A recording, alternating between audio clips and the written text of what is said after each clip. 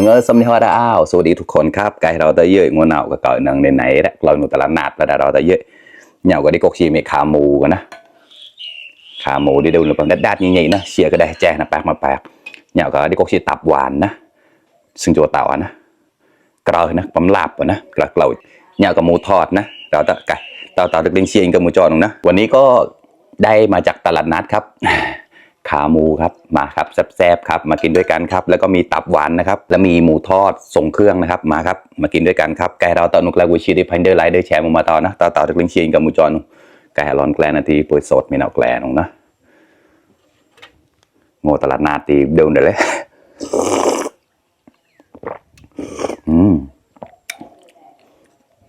ไม่หวานมากกำลังดีครับจะออกหวานๆเค็มๆนะดัดดึงไม่ได้เดี๋ยวจะข้อมาคอ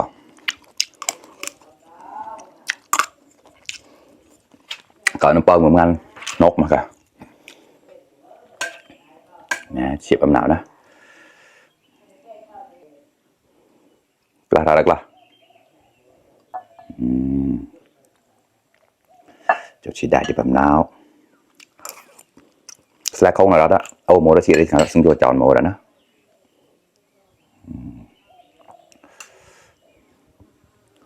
กล้า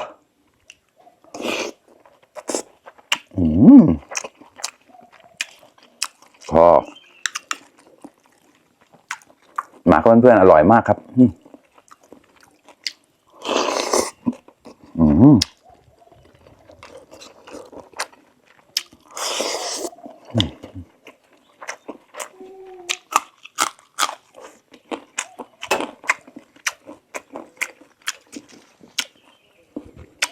คณะครับ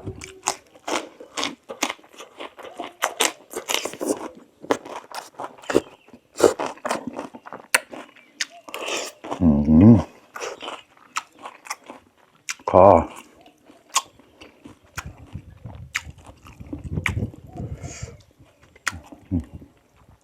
มันต้องกินกับคณะนะครับถึงจะเข้ากัน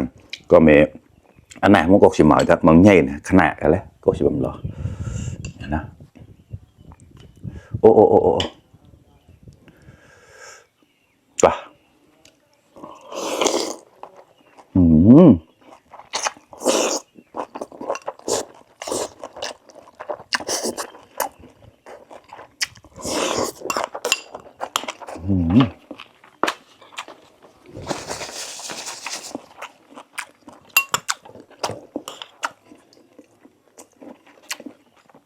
อร่อยมาก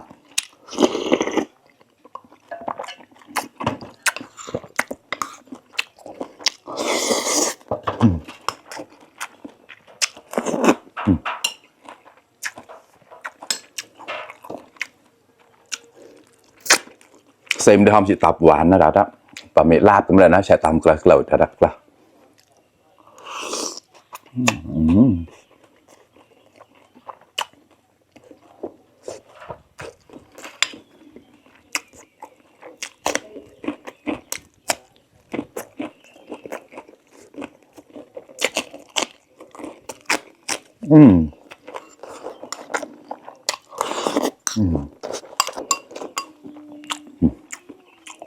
หมูทอดครับ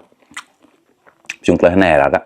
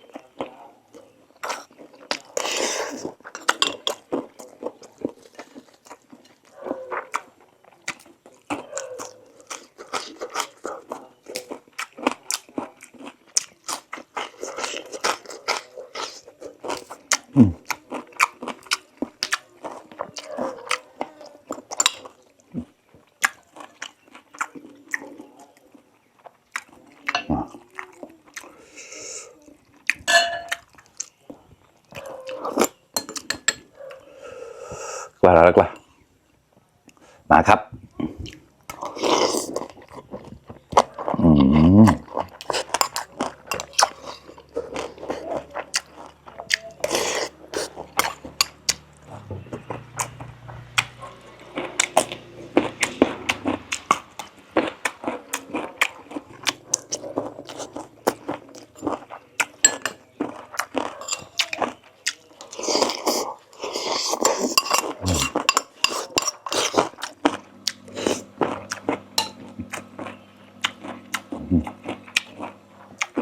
ตับหวานครับนะ